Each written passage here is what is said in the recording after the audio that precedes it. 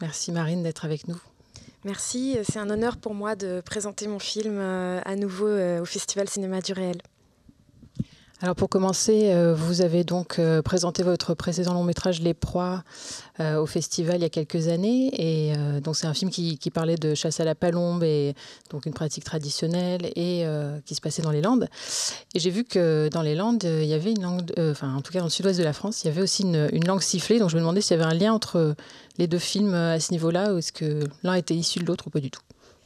C'est vrai que je m'intéresse aux traditions et à leur façon d'exister dans notre monde moderne. Et effectivement, j'ai entendu parler de langue sifflée, mais d'abord au Mexique d'ailleurs. Et j'ai fait des recherches, j'ai pensé aussi à tourner, pourquoi pas en France, mais il m'a semblé que cette langue est encore aux prémices de sa réactivation, donc dans la vallée, dans le village de As, dans le Béarn.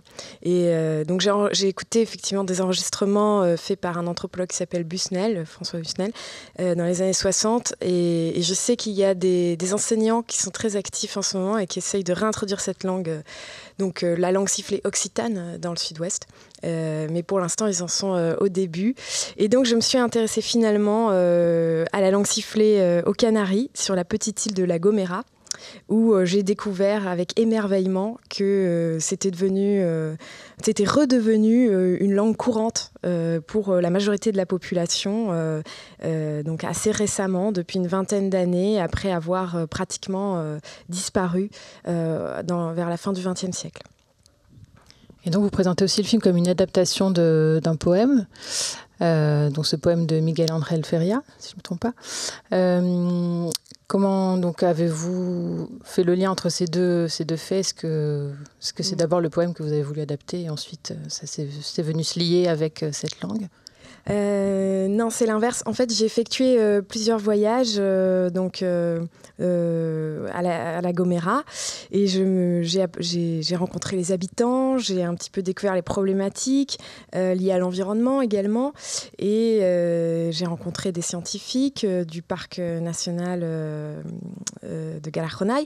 Et puis, j'ai rencontré tout un tas de personnes, je me suis imprégnée des paysages, et en revenant de ces voyages, j'en ai parlé avec cet ami qui est donc poète, Miguel Ángel Feria, et je lui ai fait part de mon envie de tourner quelque chose rapidement, puisque j'avais pas pu aller aussi longuement que souhaité en 2020 sur le terrain, mais que j'avais l'occasion d'y aller un mois l'année dernière, donc en été.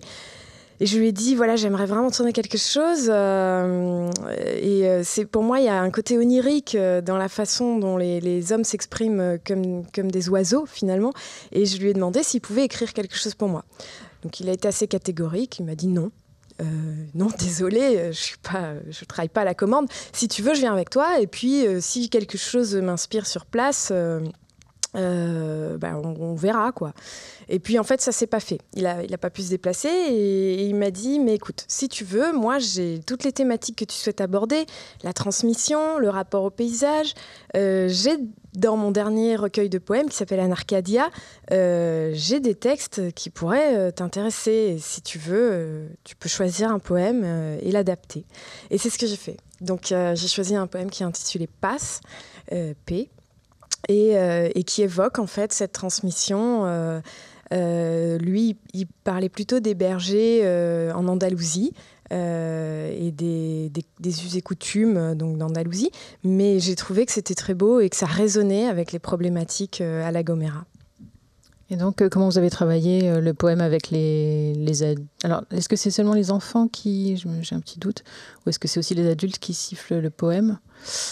Tous les protagonistes sifflent le poème. Oui, c'est toujours le poème.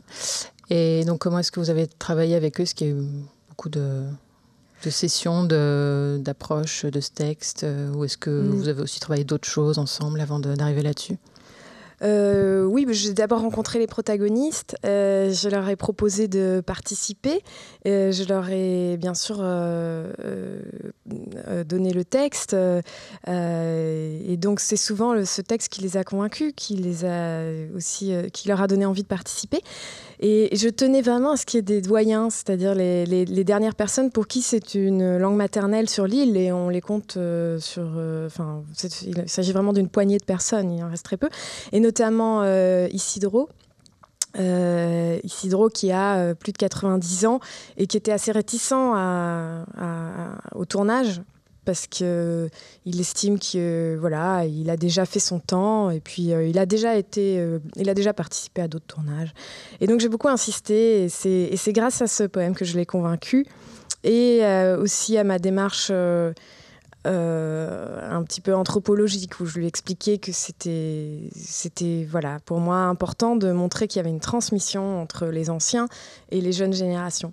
Et comme c'est lui qui avait initié dans les années 2000, lorsqu'il est revenu à La Gomera après de longues années d'exil, et qu'il avait constaté que très peu de personnes continuaient à parler le silbo, c'est lui qui avait eu cette idée d'aller dans les cours de récréation et de spontanément apprendre aux gamins qu'il souhaitait. Et donc, il a vraiment fait partie de ce geste de réactivation de la langue sur l'île.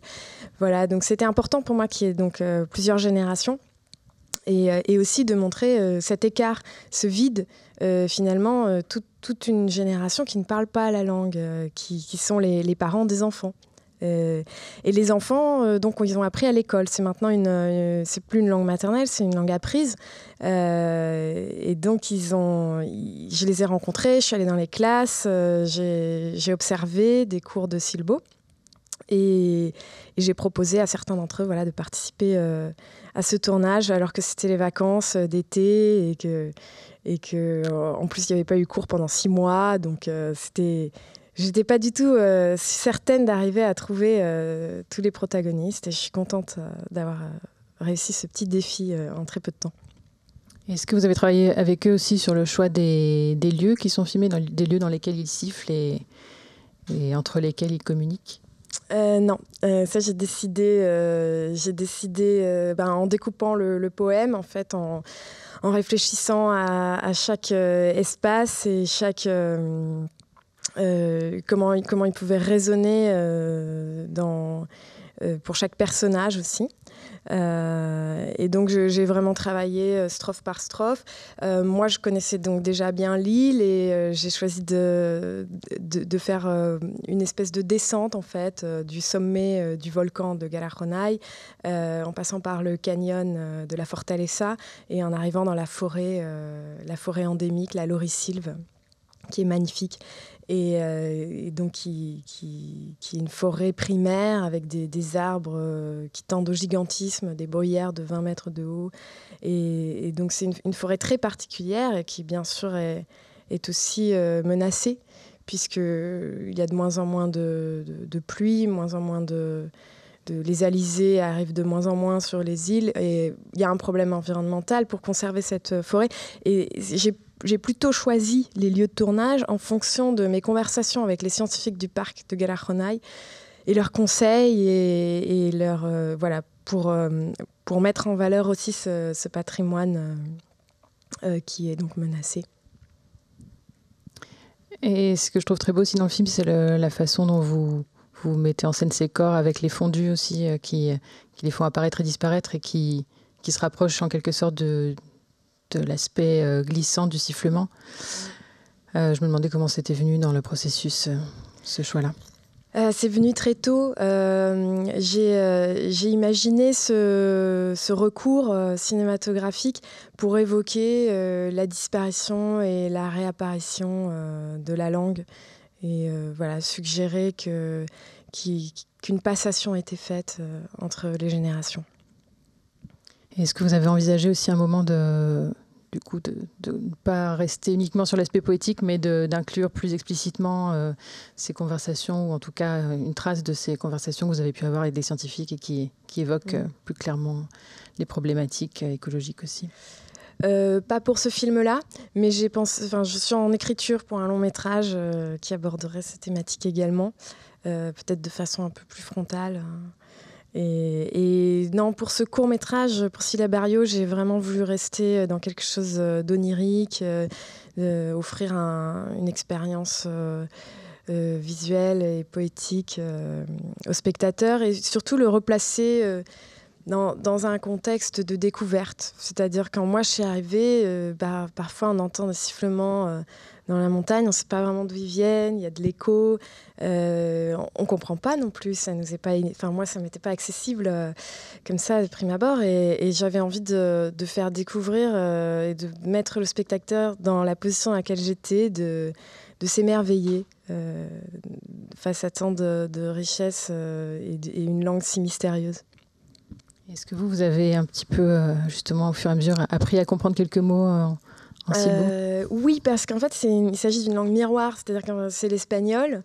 Si on regarde la forme d'onde d'une phrase en silbo et d'une phrase en espagnol, c'est la même, c'est-à-dire que l'intonation tonique est la même, la prononciation est légèrement simplifiée, il n'y a que 4 voyelles, le O et le U se prononcent de la même façon, les consonnes sont simplifiées également, mais moi, hors contexte, c'est impossible que je comprenne une phrase. En revanche, si je sais ce dont il s'agit, oui, je peux comprendre puisque je parle espagnol. Et je voulais vous poser une autre question qui m'échappe présentement. Ah oui, du coup, le travail sur le son, comment ça s'est passé? J'imagine que ça a été quand même un enjeu important pour ce film-là. Oui, j'attache beaucoup d'importance au travail du son. Et donc, il y a eu d'abord sur le tournage, bien sûr, sur les tournages, des enregistrements d'ambiance, des enregistrements donc dans tous les lieux de tournage pour avoir un soin particulier sur le vent, sur la forêt, les bruissements, les oiseaux bien sûr, et ensuite c'était un gros travail de montage son et de mixage, et je remercie au passage Raphaël Moutarde et Xavier Thibault qui ont fait un travail extraordinaire en très peu de temps pour placer tous ces sons, et c'est vrai que ça participe à la perception du film, pour moi, tout autant que l'image. Donc voilà, on a vraiment voulu jouer un parallèle entre les sifflements des oiseaux et les sifflements humains, faire résonner, chercher les meilleurs échos pour que les sifflements soient aussi impressionnants que lorsqu'on est sur place et portent avec cette puissance le spectateur également. C'est vrai qu'il y a tout un jeu au début où on voit un oiseau et puis on entend les premiers sifflements qui ne sont pas sous-titrés tout de suite, il me semble. Et donc voilà, il y a ce moment d'entre-deux un peu et de trouble. Oui, j'ai voulu jouer un petit peu sur la perception. Et c'est vrai que la question des sous-titres s'est posée pour moi parce que je trouve qu'il était important d'écouter et d'apprécier la musicalité de cette langue. Et donc, je voulais bien sûr qu'on comprenne que c'était une langue, donc c'était important de sous-titrer.